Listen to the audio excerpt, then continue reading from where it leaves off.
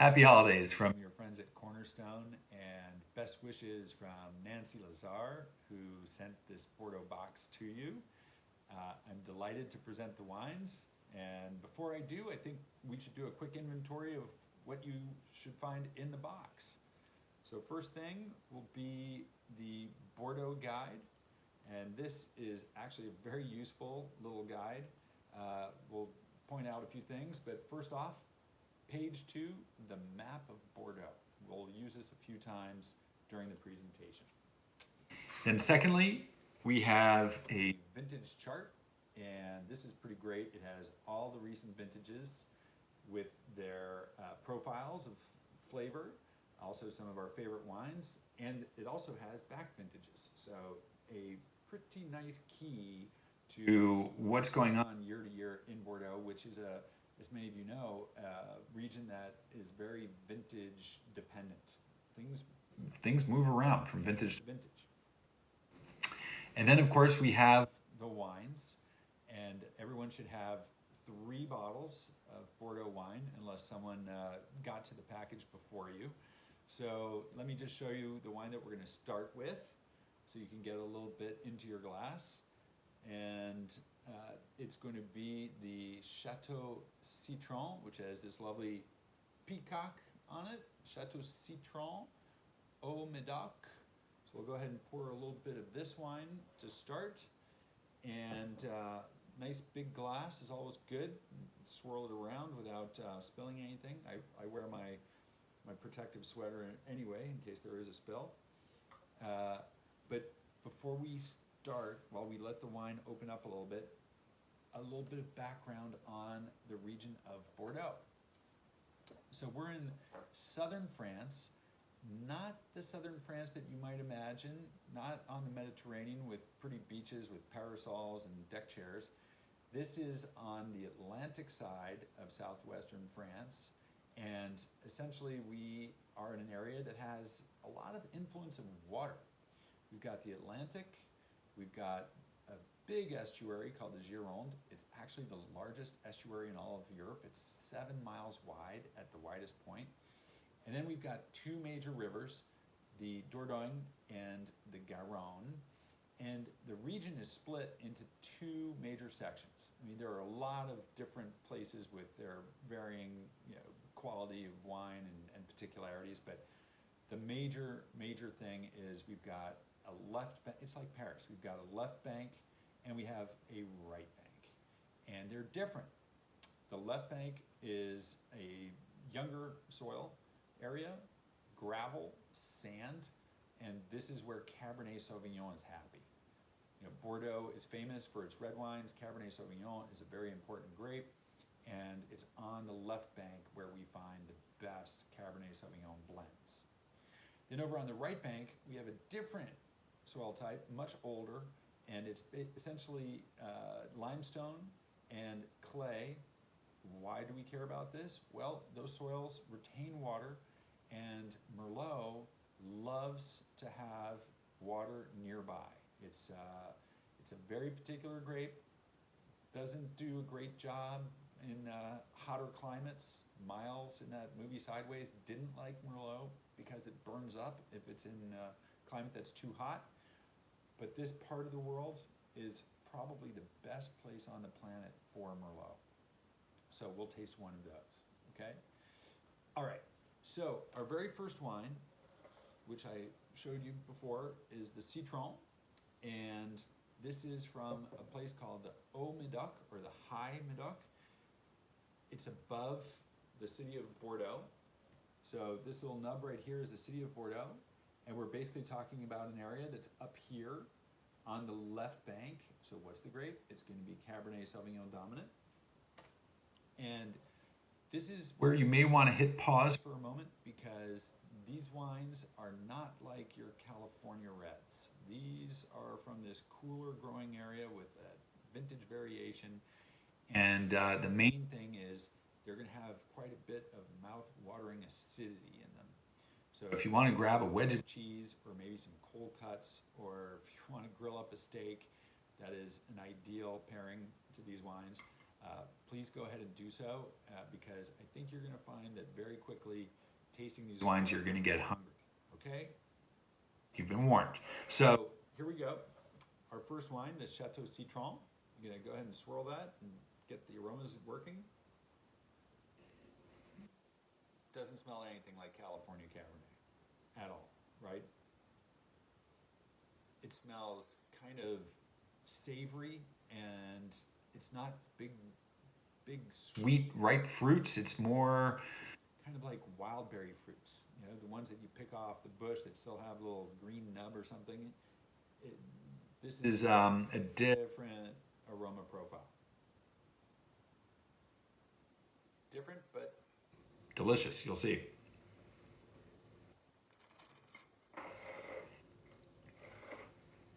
Okay, so the very first thing, boom, that juicy, mouth-watering, slightly sour acidity. Again, our French friends in Bordeaux, they are not making wine to cocktail with. They are making wine to drink with their food. And so if it's mouth-watering, that's fine. If I have a nice plate of food in front of me, it's just going to lead me to dig right back into my food. The berries, as I said, kind of these tart wild berries. And in this wine, again, Cabernet dominant, we have kind of this blue fruit character. You'll see when we get to the last wine, it's much more red fruit. And there's something almost a little bit, I think I said before, savory, a little bit. I'm also getting this, you know, these are my words, but I'm getting these notes of wood, like a little bit of cedar or something. Anyway, it's making my mouth water. I need to eat. So I'm going to move on to the next wine, and then we're going to get the grill going. The next wine is going to be from a very special place in Bordeaux called Saint-Estèphe. So this is the Chateau Liliane La Douce from Saint-Estèphe. And Saint-Estèphe is further north of Haut-Médoc, really pretty far from the city of Bordeaux, still on the left bank. If you missed it, here we go again, the Liliane La Douce. And on the map, if we were in this general area before, we're moving north.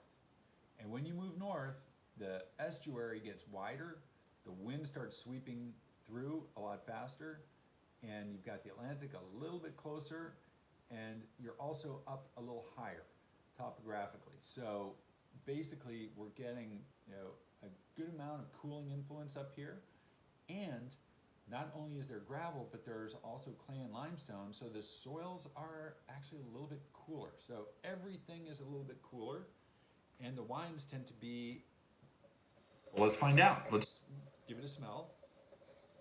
The Liliane La Douce. Okay, right away, I'm getting something, this is, again, these are my notes.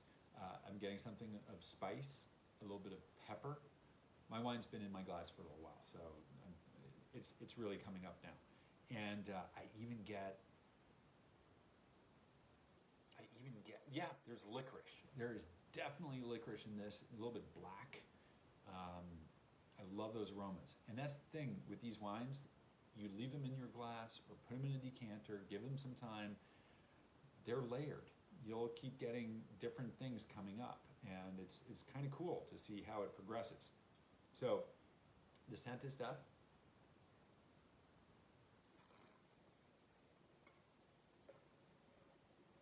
Ooh. This is dark. The fruit is pretty dark. And see how the mouth is getting dry pretty quickly? That's because it's cooler, the skins don't get overripe, and so you get that skin sort of dryness that comes through in the wine. And you might say, well, I don't know about that.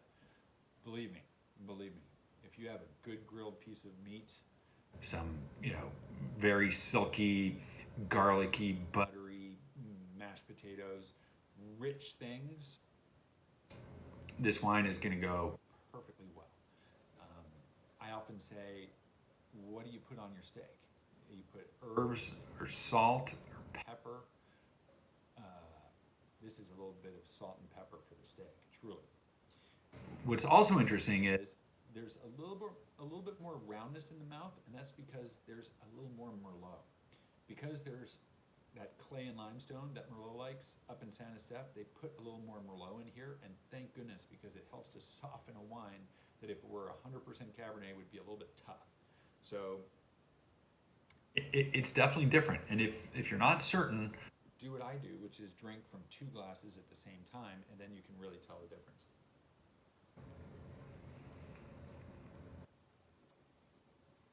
It's interesting. You go back to our first wine, the Citron, it seems softer. And then you come to the Saint Estèphe, the Liliane La Douce.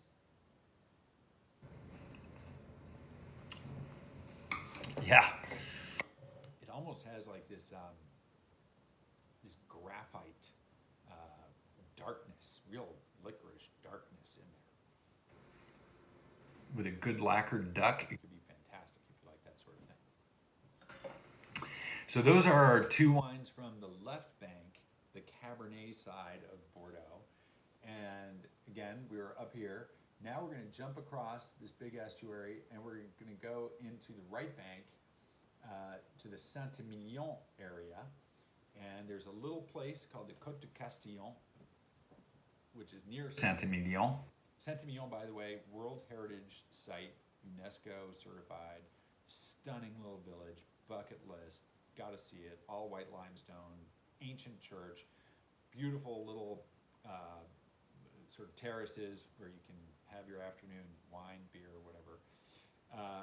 And so our next wine is going to be from that general area. This is the Clos Puy Arnaud, and this wine is 80% Merlot, 20% Cabernet Franc. So Cabernet Franc is yet another grape, and there are 5 main grapes in Bordeaux, I should say that, for reds. There's Cabernet Sauvignon, there's Cabernet Franc, that's actually Cabernet Sauvignon's father. There's Merlot, then there is Malbec, which is from southern France. It went to Argentina, really enjoyed it there, staying there, but there's still Malbec in Bordeaux. And then there's another grape called Petit Verdot. So 5 grape varieties that they use in the production of wines of Bordeaux. On the right bank again, it's going to be more Merlot and the Cabernet Franc. Okay? So Clos Puy Arnaud is our next wine. And I think things are going to change quite a bit here. So let's go ahead and give this a swirl. Okay, first of all, it smells of more red fruits. I'm getting like cherry, dark cherry too, actually.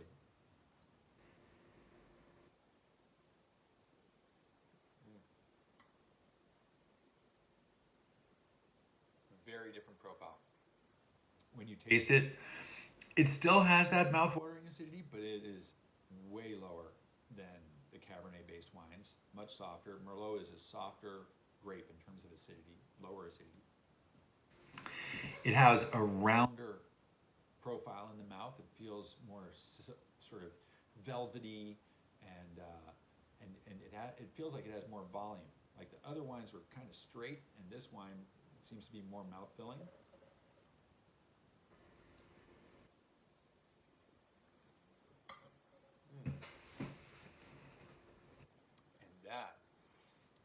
That is a wine that I could have with a good roast chicken, or even, truthfully, a nice steaky fish, like a good piece of halibut or some grilled salmon or something like that, with little mushrooms on top. This whole white wine with fish thing, there are lighter red wines that can go beautifully with fish.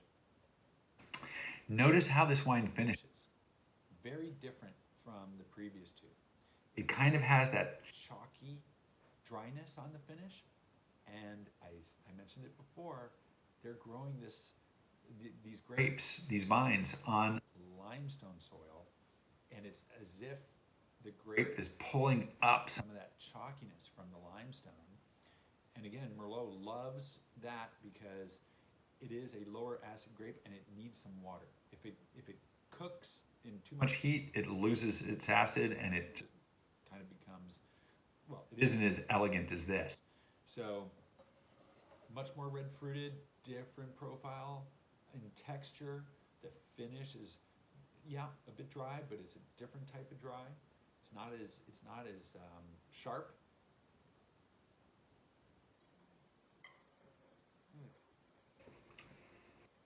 And the main thing is those lovely red fruits, and but still a little sour, making me hungry. Yeah, that's what Bordeaux does. So 3 really nice examples from different parts of Bordeaux. We would have done all 57 appellations, but that would have been a really big box. But 3 to start, not too bad. And if while you're enjoying the wine, you may want to have a look in this little pamphlet. As I said before, all kinds of information on the grape varieties. We also have the Choose Your Bank section where you can look at what's going on in the right bank versus the left bank. We have a quick little sort of index into the major growing areas like Margaux, Saint-Julien, Pauillac, etc., Saint-Emilion. And then following that, we have some wine tasting tips. Maybe I should have gone through these earlier. And we also have, I think, very helpful, once we get through all of this, we have the travel tips. And Bordeaux region, first of all, is beautiful with all those rolling hills with the vineyards. There's great food, and the city of Bordeaux is gorgeous too. It is cut from the same limestone that Saint-Emilion is made from, so it's this beautiful limestone 19th century architecture right along the riverbank, and the beach is only an hour away. So really an awesome place to go eat, drink, and be merry, for sure. There it is, the Bordeaux box. Once again, thank you so much, and best wishes from Cornerstone and Nancy Lazar. Enjoy the holidays. Thank you.